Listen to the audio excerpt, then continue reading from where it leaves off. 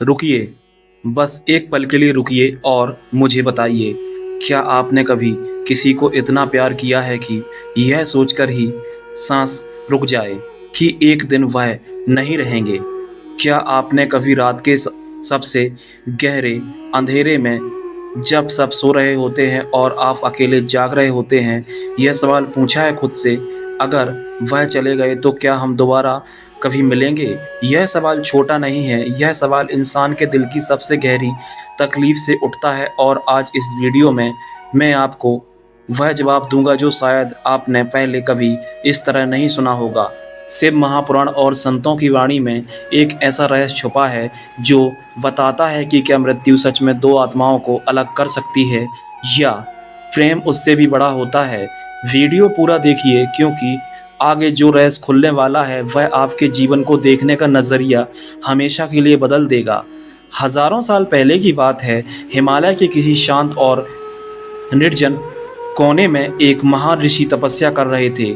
उनका नाम था महर्षि शौनक।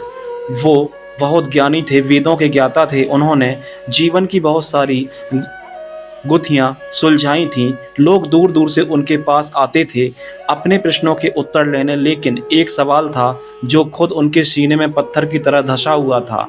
उन्होंने देखा कि एक बार गांव में एक बूढ़ा आदमी अपनी पत्नी की अर्थी के पीछे चल रहा था। उसके कदम लड़खड़ा रहे थे, आंखों से आंसू नहीं, बस एक खालीपन था। वह रो भी नहीं सकता था, क्योंकि जब दर्द बहुत ज़्यादा हो जाता है तो आंसू भी जवाब दे देते हैं। और उस आदमी के चेहरे पर ऋषि को एक सवाल दिखा, यह प्रेम तो इतना सच्चा है, इतना गहरा है कि मृत्यु के बाद इसका क्या होता होगा? क्या वह दोनों कहीं फिर मिलते हैं या मिट्टी में मिलकर सब खत्म हो जाता है? यह सवाल ऋषि को इतना बेचैन करने लगा कि वह अपने आसन पर भी ठीक से बैठ नहीं पाते थे। रात को ध्यान में बैठते तो वह बूढ़े व्यक्ति का चेहरा उनके सामने आ जाता। भोर में जब करते तो सवाल उठ खड़ा होता। अंततः उन्होंने एक निर्णय लिया, वह कैलाश पर्वत की ओर चल पड़े, महादेव के पास, क्योंकि अगर इस सवाल का जवाब किसी के पास है तो वह सिर्फ महाकाल हैं, जो काल के भी स्वामी हैं, जो मृत्यु को भी जानते हैं और जो प्रेम को भी यहाँ एक फल रुकते हैं। क्योंकि यह सवाल सिर्फ उस ऋषि का नहीं था, यह आपका भी है, मेरा भी है। एक बेटा अपनी माँ की चारपाई को देखकर सोचता है, क्या तुम कहीं हो? कहाँ हो माँ? क्या तुम मुझे देख रही हो? एक पत्नी अपने पति की कमीज सीने से लगाकर पूछती है, क्या तुम्हें मेरी याद आती है? एक बूढ़ा पति रोज सुबह उस कमरे में जाता है जहाँ उसकी पत्नी की तस्वीर रखी है और बस देखता रहता है, कुछ नहीं कहता, बस देखता है। यह सवाल कमज़ोरी नहीं है, यह प्रेम की सबसे ऊंची आवाज़ है। और हमारे शास्त्रों ने, हमारे संतों ने, हमारे महादेव ने इस आवाज़ को सुना और जवाब दिया। तो आइए इस जवाब को सुनते हैं। वर्षों की कठोर तपस्या के बाद महादेव प्रकट हुए। ऋषि शौनक की आंखों में आंसू बह निकले। उन्होंने कांपते हाथों से प्रणाम किया और पूछा, भोलेनाथ, इस संसार में पति जन्म भर साथ क्यों नहीं रहते? एक दूसरे के बिना जीना नहीं जानते तो क्या मृत्यु के बाद उनका प्रेम खत्म हो जाता है? क्या वह हमेशा के लिए बिछड़ जाते हैं? महादेव मुस्कुराए, वह मुस्कुराए, और तब आती है जब कोई सच में यही सवाल पूछे। और फिर उन्होंने कहा, मुनिवर, इस संसार में दो तरह के संबंध होते हैं, एक जो शरीर से बनते हैं और दूसरे जो आत्मा से बनते हैं। जो शरीर से बनते हैं वह शरीर के साथ खत्म हो जाते हैं, लेकिन जो आत्मा से बनते हैं उन्हें मृत्यु छू भी नहीं सकती।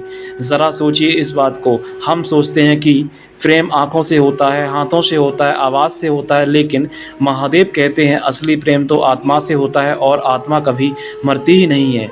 फिर महादेव ने एक बात और कही जो बहुत ज़रूरी है। उन्होंने कहा, लेकिन मुनिवर, यह हर किसी के साथ नहीं होता। जिनका संबंध सिर्फ स्वार्थ पर टिका होता है, जहाँ अहंकार और छल क्रोध हो, वहाँ प्रेम की जड़ें गहरी नहीं होती। और जब मृत्यु आती है वह आत्माएं अलग अलग दिशाओं में निकल पड़ती हैं, जैसे धुआं हवा में बिखर जाता है। यह सुनकर रुकिए, अभी इसी पल अपने रिश्ते के बारे में सोचिए। क्या वह रिश्ता आत्मा का है या सिर्फ शरीर का? क्या उसमें गहराई है या सिर्फ आदत? महादेव ने एक कहानी सुनाई। एक गांव में एक जोड़ा रहता था।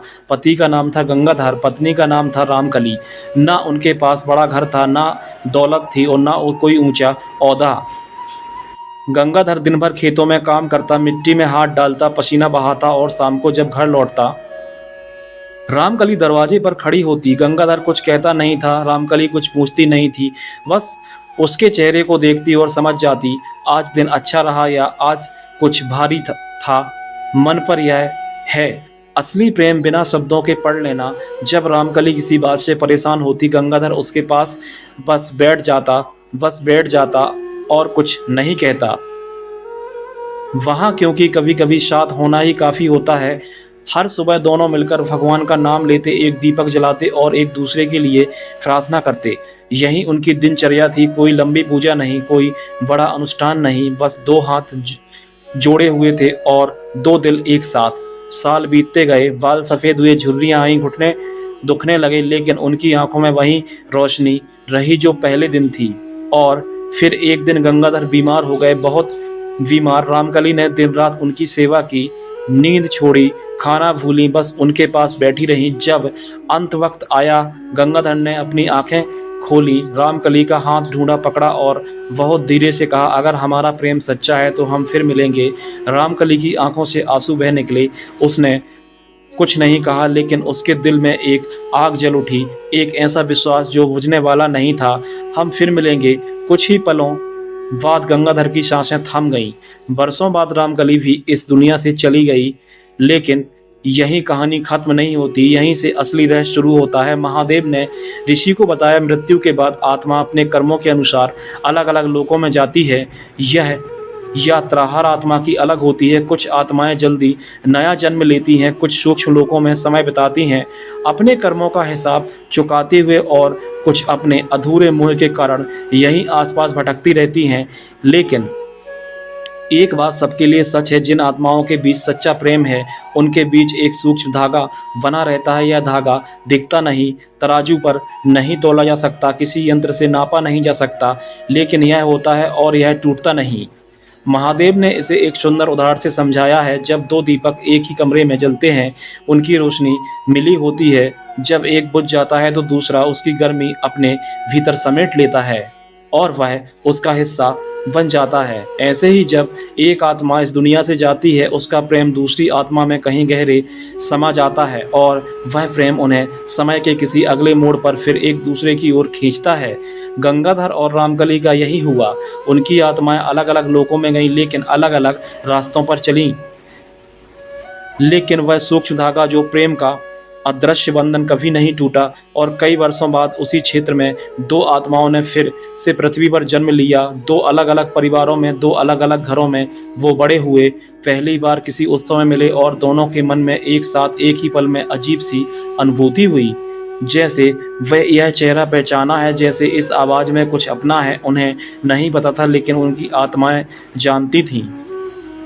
यहाँ एक पल रुकिए और सोचिए, क्या आपके जीवन में कोई ऐसा है जिनसे पहली बार मिले थे और लगा था जैसे वह अजनबी नहीं, जिनकी आवाज़ में कुछ था जो सुना सुना लग रहा था, जिनके साथ बैठकर चुप रहना भी भारी नहीं लगता, जिनसे झगड़ा भी होता था पर दिल से दूर नहीं जा पाते थे? अगर हाँ, तो शायद यह पहली मुलाकात नहीं है, शायद यह एक पुरानी यात्रा का नया पड़ाव है। आत्माएं रास्ता जानती, हमें बस उन पर भरोसा करना होता है।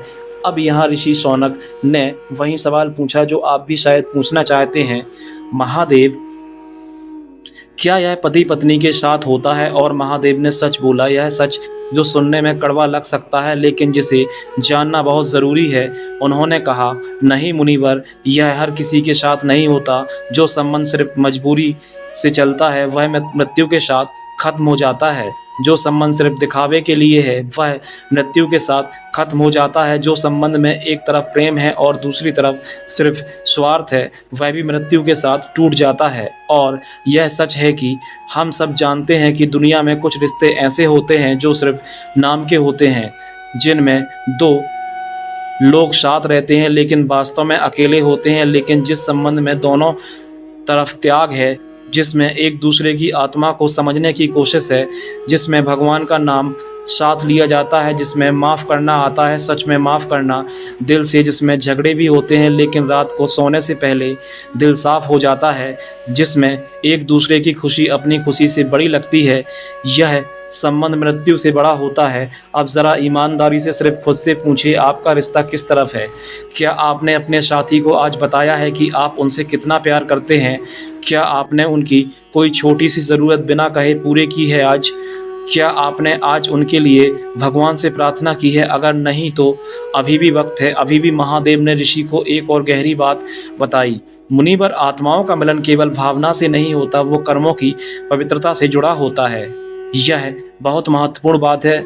हम सोचते हैं कि बस दिल में प्रेम होना चाहिए, लेकिन महादेव कह रहे हैं प्रेम के साथ कर्म भी देखा जाता है। अगर आपने अपने जीवन साथी को दुख पहुंचाया है, अगर आपने उनका विश्वास तोड़ा है, अगर आपने उन्हें वह सम्मान नहीं दिया जिसके वह हकदार थे, तो वह घाव आत्मा पर पड़ते हैं और वह घाव उस धागे को कमज़ोर करते हैं। लेकिन बहुत बड़ा है। अगर आप अपनी गलती को समझें, माफ़ी मांगें और बदलने की कोशिश करें तो वह धागा फिर से मजबूत हो सकता है। महादेव ने कहा, संसार में सबसे बड़ी शक्ति क्षमा है।